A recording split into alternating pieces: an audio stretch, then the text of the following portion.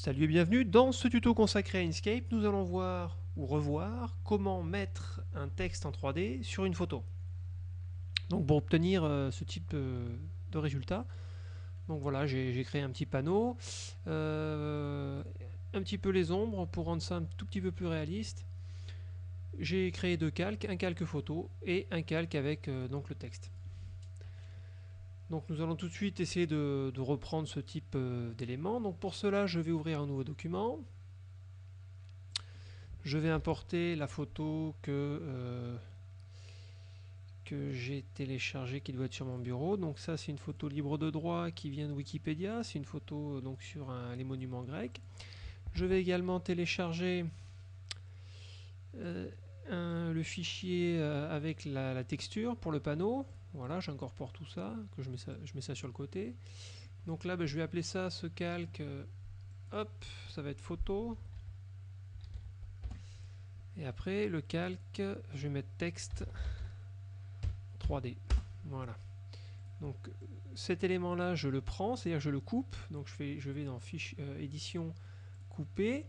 Je verrouille la photo. Alors avant de verrouiller la photo, je vais adapter les dimensions de mon document aux dimensions de ma photo, comme ceci. Voilà, c'est réglé. Maintenant je peux verrouiller ma photo, je n'ai plus à y toucher. Et je vais coller ma texture donc sur ici mon texte 3D. Je vais réduire un petit peu tout ça. Clac. Comme ceci. Donc je zoome et je vais donc utiliser l'outil courbe de Bézier pour tracer mon petit panneau de bois. Donc d'ici à ici, en essayant de bien d'être calé par rapport à la perspective. Voilà, je vais mettre un fond blanc. Je vais tout de suite taper mon texte et le mettre en perspective. Donc là, je vais mettre, comme tout à l'heure, c'était marqué à vendre, je vais mettre à vendre. Alors j'ai oublié d'activer ce petit logiciel là, voilà, qui vous permet de voir les raccourcis clavier. Donc je vais mettre à vendre. J'ai oublié de le mettre en majuscule, c'est pas grave. Nous avons ici dans texte la possibilité de modifier la casse a posteriori, voilà, à vendre. Je vais choisir une police. Alors qu'est-ce que je vais choisir? Au hasard, voilà, frisant. Et je vais mettre ça en semi-bold. Mon texte est choisi. Je vais le réduire en cliquant sur CTRL et en cliquant sur la flèche et en glissant comme ceci. Voilà. Je duplique le texte, on ne sait jamais si je veux le remodifier plus tard. Alors maintenant, il faut que je transforme le texte en chemin, donc rien de plus simple. Je vais ici dans éditer les nœuds et j'ai ici convertir les objets sélectionnés en chemin, ou alors je fais Maj CTRL C. Allez hop, Maj CTRL C. Donc à ce moment-là, vous voyez, chaque élément est séparé. Il faut les combiner. Donc avec la flèche noire, je sélectionne tout mon texte. Ici, on voit bien que c'est un groupe de 7 objets en bas. Et bien j'ai qu'à faire CTRL K qui sert en fait à combiner, voilà, les différents objets. Et maintenant, je n'ai plus qu'un seul chemin de 98 nœuds. Je peux maintenant utiliser la courbe de Bézier. Alors il est important de bien commencer ici, c'est-à-dire que je clique ici, je déplace pour faire le deuxième point à cet endroit-là. Je suis un petit peu à la perspective, comme ceci. Hop. Oh là là, zut. J'ai mis un point en trop. Bon, c'est pas grave. Je sélectionne le point et je fais supprimer en tapant sur le clavier numérique. Et là, il y a des poignées qui ont été créées. Alors, pour supprimer les poignées, on appuie sur CTRL et sur la poignée. Vous voyez, donc là, CTRL, je clique et la poignée disparaît. Ou alors, je peux tout sélectionner et rendre tous les nœuds durs. Voilà. Alors, pourquoi il est important de commencer ici? Parce que, on va dire que c'est le point de départ de ma perspective. Donc, c'est-à-dire qu'il va commencer le A ici et il va le tordre pour suivre selon ce chemin, c'est-à-dire de la gauche vers la droite. Si j'avais fait le premier point là et le deuxième point ici, il aurait commencé dans l'autre sens, c'est-à-dire que A aurait été là et on aurait eu à vendre dans le sens vertical. Bon, j'espère que j'ai été clair. Donc je sélectionne les deux objets, donc celui-là doit toujours être au-dessus de mon texte, hein, pour bien voir. Voilà, je vais mettre ça en rouge. Je sélectionne donc cet objet. Avec Shift, je sélectionne mon texte. Et je vais dans Édition, dans Extension, modifier le chemin. Pop, pop, pop. Et je fais Perspective. Et là, alors qu'est-ce que j'ai fait? Alors j'ai un objet qui est groupé, exact, ça doit être à vendre, qui est groupé, donc il faut le dégrouper. Alors le dégrouper, on clique ici, ou Maj, CTRL G. Tac. Donc là, je vérifie, je sélectionne à vendre. Voilà, c'est parfait. Extension, modifier le chemin, et perspective. Et là, si tout va bien, ça fonctionne impeccable.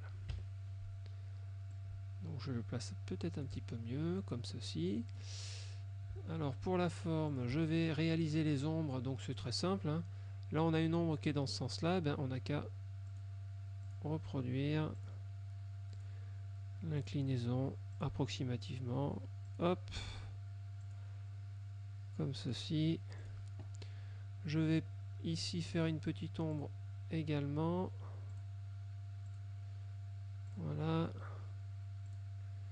Clac.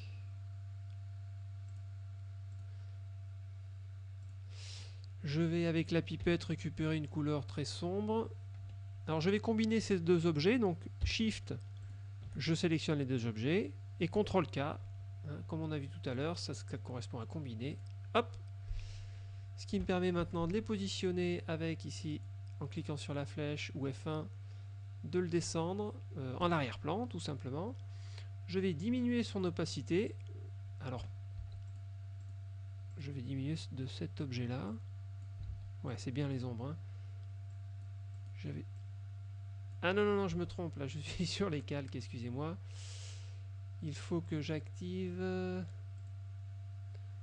Alors, je vais tout fermer. Hop, c'était ici. Le panneau... Voilà, remplissage et contours. C'est ici que je baisse l'opacité. J'oublie pas de supprimer le contour. Clac. Et je vais mettre un petit flou, ça c'est magique. Ça permet vraiment de bien intégrer les éléments. Voilà, ouais, on va dire que c'est bon. Donc là, je vais déplacer ça délicatement, comme ceci. Oh, c'est peut-être un peu trop. Je vais zoomer pour avoir plus de finesse. Alors, si vous avez un ordinateur qui n'est pas très puissant, parce que les flous sont des flous vectoriels, donc ils demandent beaucoup de ressources, il suffit ici d'aller dans Affichage, mode d'affichage, et d'activer Contour. Alors, c'était pas ça que j'aurais dû faire, c'était pas Contour. C'était sans filtre, voilà, ce qui permet de travailler, de déplacer. Et si on a besoin de voir ce que ça donne, on fait CTRL 5, une fois, deux fois, et là on voit ce que ça donne. Déplacer encore un tout petit peu, voilà, c'est bon. Voilà, ça s'intègre un petit peu mieux. Je vais donc sélectionner le panneau blanc qui est vraiment trop blanc. Je vais peut-être lui donner une petite couleur, la jaune, ouais, c'est pas trop mal. Donc je groupe.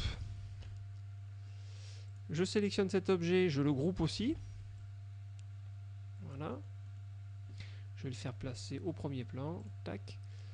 Je vais cloner ici là, mon panneau blanc en cliquant ici ou Alt D. Je sélectionne ces deux objets, je fais un clic droit et je fais définir une découpe. On peut aussi trouver définir une découpe. Alors que je me souvienne. Voilà, découpe, définir une découpe. Alors, il faut maintenant rentrer dans mon groupe. Vous voyez en bas, on a groupe de un objet découpé dans Calque Texte 3. Donc si je double-clique, je rentre dans mon groupe et dans ma découpe et je peux déplacer ma texture. Et là, je peux l'adapter, tac, tranquillement, comme je le souhaite. Alors je clique à l'extérieur plusieurs fois pour sortir de ma découpe. Je vais diminuer son opacité, voilà, de façon à avoir un peu de texture un petit peu. Et je vais descendre cet objet, alors pas tout en bas, mais un petit peu comme ceci. Voilà. Voilà donc comment intégrer un texte en perspective dans une photo. J'espère que ce tuto vous aura plu et je vous dis à bientôt pour de nouveaux tutos.